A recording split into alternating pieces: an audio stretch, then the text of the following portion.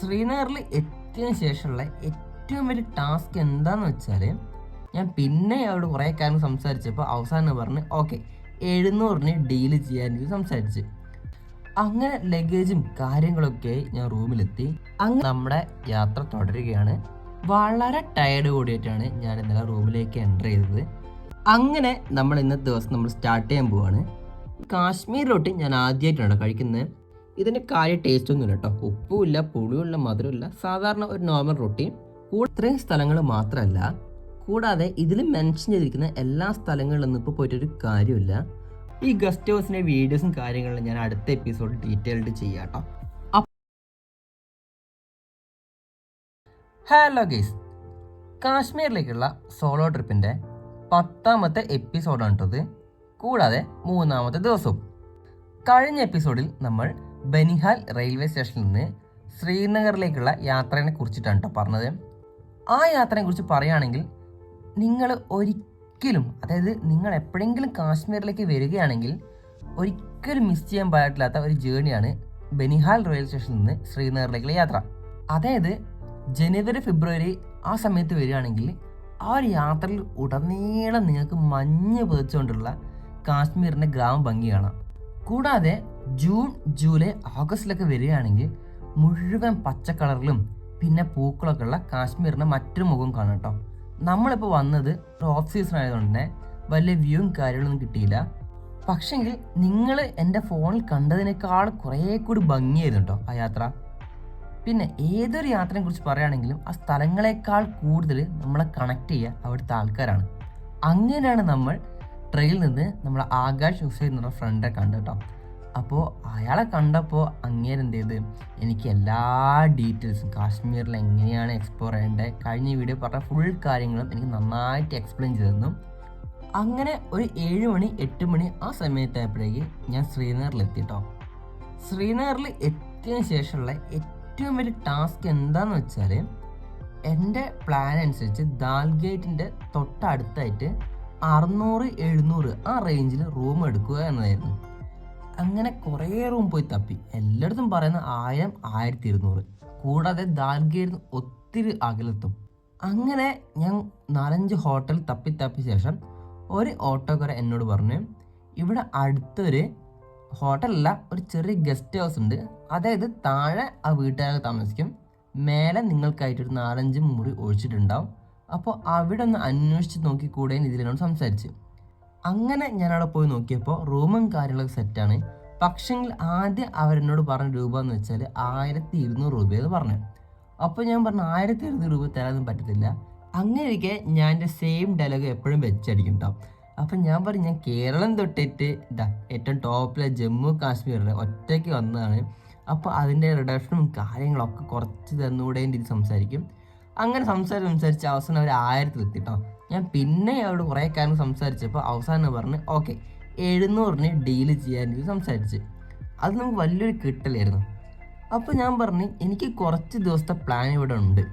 അങ്ങനെ ആകുമ്പോൾ room okay ആണെങ്കിൽ ഞാനിവിടെ 4-5 ദിവസം കൂടെ എക്സ്ട്രാ നിൽക്കും എന്ന് പറഞ്ഞപ്പോൾ അവർ കുറച്ചും കൂടി ഓക്കെ. അങ്ങനെ ലഗേജും കാര്യങ്ങളൊക്കെ ഞാൻ റൂമിലെത്തി. അങ്ങനെ കാര്യങ്ങളൊക്കെ ഡീലാക്കിയ ശേഷം റൂമിലേക്ക് ചെക്ക് ഇൻ ചെയ്ത്, അങ്ങനെ ഇവിടുത്തെ ആളെ പേര് അബ്ദുൾ റഹ്മാൻ എന്നാണ്.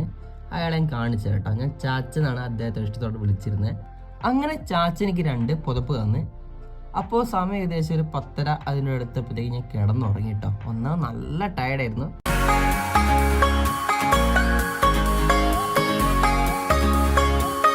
അങ്ങനെ നമ്മുടെ യാത്ര തുടരുകയാണ്. വളരെ ടയർഡ് കൂടിയിട്ടാണ് ഞാൻ ഇന്നലെ റൂമിലേക്ക് എൻ്റർ ചെയ്തത്. അങ്ങനെ ഒരു 11 മണി ആ റേഞ്ച് ആയപ്പോഴത്തേക്ക് ഞാൻ കിടന്നുറങ്ങിട്ടോ. വളരെ ടയേർഡ് ആയതുകൊണ്ടാണോന്നറിയില്ല, കണ്ണടച്ച് ഓർമ്മയുള്ളൂ. പിന്നെ രാവിലെ അലാറം 8 മണിക്ക് അടിച്ചപ്പോഴാണ് നമ്മൾ അറിയുന്നത് കേട്ടോ. അങ്ങനെ നമ്മൾ ഇന്നത്തെ ദിവസം നമ്മൾ സ്റ്റാർട്ട് ചെയ്യാൻ പോവാണ്. നമ്മൾ ആദ്യത്തെ പരിപാടി എന്താണെന്ന് വെച്ചാൽ പല്ല് വെച്ച് പ്രഭാത കൃത്യങ്ങളൊക്കെ ചെയ്ത് നേരെ അടുത്ത പരിപാടി വെച്ച് പിടിക്കുക എന്നാണ്. അങ്ങനെ പല്ലേപ്പോൾ കഴിഞ്ഞ ശേഷം നമ്മൾ കുളിക്കാനുള്ള പരിപാടിയിലേക്ക് പോയി. അങ്ങനെ നമ്മൾ കുളിയും കാര്യങ്ങളൊക്കെ കഴിഞ്ഞ് വന്ന ശേഷം ചാച്ച, ഓൾറെഡി ഞാൻ മെൻഷൻ ചെയ്തിട്ടുണ്ട്, അബ്ദുൾ റഹ്മാൻ ചാച്ച നമുക്കായിട്ട് ഓംപ്ലേറ്റും അതിനുകൂടെ തന്നെ കാശ്മീരിൻ്റെ തനതായ റൊട്ടി, കാശ്മീരി റൊട്ടിയും കൂടെ കൊണ്ടു തന്നു കേട്ടോ. ഈ ഓംലേറ്റിനെ കുറിച്ച് പറയുകയാണെങ്കിൽ നമ്മുടെ നാട്ടിലെ സാധാരണ ഓംലേറ്റും കാര്യങ്ങളൊക്കെ തന്നെ. പക്ഷെങ്കിൽ ഈ കാശ്മീർ റൊട്ടി ഞാൻ ആദ്യമായിട്ടാണ് കഴിക്കുന്നത്. ഇതിൻ്റെ കാര്യം ടേസ്റ്റ് ഒന്നുമില്ല കേട്ടോ, ഉപ്പുമില്ല, പുളിയുള്ള, മധുരമില്ല, സാധാരണ ഒരു നോർമൽ റൊട്ടി. കൂടാതെ ഇത് കുറച്ചൊരു കട്ടിയുണ്ട്, വളരെ സോഫ്റ്റ് അല്ല, കുറച്ചൊരു കട്ടിയുള്ള ടൈപ്പാണ് കേട്ടോ.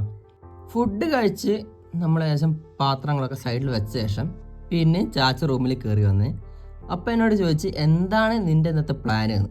അപ്പം ഞാൻ പറഞ്ഞേ ഇന്നത്തെ എൻ്റെ പ്ലാന് ശ്രീനഗർ കംപ്ലീറ്റ് കറങ്ങുക എന്നാണ്. അപ്പോൾ എൻ്റെ പ്ലാൻ അനുസരിച്ച് ഞാൻ പുള്ളി ഡിസ്കസ് ചെയ്ത പുള്ളി പറഞ്ഞ് ഇത്രയും സ്ഥലങ്ങൾ മാത്രമല്ല, കൂടാതെ ഇതിൽ മെൻഷൻ ചെയ്തിരിക്കുന്ന എല്ലാ സ്ഥലങ്ങളിലൊന്നും ഇപ്പോൾ പോയിട്ടൊരു കാര്യമില്ല. അപ്പം ഞാനൊരു പ്ലാൻ പറഞ്ഞുതരാം, അതുവഴി വെച്ച് നീ കറങ്ങിയിട്ടുണ്ടെങ്കിൽ നിനക്ക് എല്ലാ ഏരിയയും പെട്ടെന്ന് തന്നെ കവർ ചെയ്ത് വരാമെന്ന് പറഞ്ഞു. അപ്പോൾ പുള്ളി ആദ്യം പറഞ്ഞത് ആദ്യത്തെ പ്ലാൻ എന്ന് വെച്ചാൽ എല്ലാ ഏരിയയിലും കറങ്ങിയിട്ട് ഉച്ചയ്ക്ക് ശേഷം ദാൽ ലേക്കിൽ കറങ്ങുക എന്നതായിരുന്നു. പക്ഷെങ്കിൽ പുള്ളി പറഞ്ഞ് ദാൽ ലേക്കിൽ രാവിലത്തെ വ്യൂ ആണ് കുറേ കൂടി അടിപൊളി, അങ്ങനെയാകുമ്പോൾ ദാൽ ലേക്കിൽ രാവിലെ തന്നെ വിട്ടോ. കൂടാതെ ശ്രീനഗറിൽ അത്യാവശ്യം മഴേൻ്റെ ടൈമാണ് ഇപ്പോൾ. അപ്പോൾ ഉച്ചയ്ക്ക് ശേഷം മഴ പെയ്യുകയാണെങ്കിൽ നമ്മുടെ ഷിക്കാർ റൈഡും കാര്യങ്ങളൊക്കെ വളരെ ബുദ്ധിമുട്ടായിരിക്കും. അപ്പോൾ രാവിലെ തന്നെ കുറച്ച് മഴ കുറഞ്ഞിട്ടുണ്ട്. അപ്പോൾ ഇപ്പോൾ ദാൽ ലേക്കിൽ പോയി ഷിക്കാർ റൈഡ് ചെയ്ത് വരികയാണെങ്കിൽ കുറച്ചുകൂടി ബെറ്റർ ആയിക്കെന്ന് പറഞ്ഞു. കൂടാതെ ഞാൻ ഷിക്കാർ റൈഡിനെ കുറിച്ച് അതിൽ മെൻഷൻ ചെയ്തത് പുള്ളി പറഞ്ഞ് അവിടെ പോയിട്ട് ഡയറക്റ്റ് ഷിക്കാർ റൈഡ് എടുക്കുന്നതിനേക്കാൾ ബെറ്റർ എനിക്ക് അറിയുന്ന ഒരു പുള്ളിക്കാരൻ അവിടെ ഷിക്കാറിൽ വർക്ക് ചെയ്യുന്നുണ്ട്. അപ്പോൾ അയാൾക്ക് ഒരു ചെറിയൊരു എമൗണ്ട് കൊടുത്താൽ നിങ്ങൾക്ക് എത്ര സമയം വേണമെങ്കിൽ ഷിക്കാറിൽ കറങ്ങി വരാമെന്ന്. അതായത് ഞാനധികം കാശ്മീരിൻ്റെ സ്കാം വീഡിയോസും കണ്ടിട്ടുണ്ട്.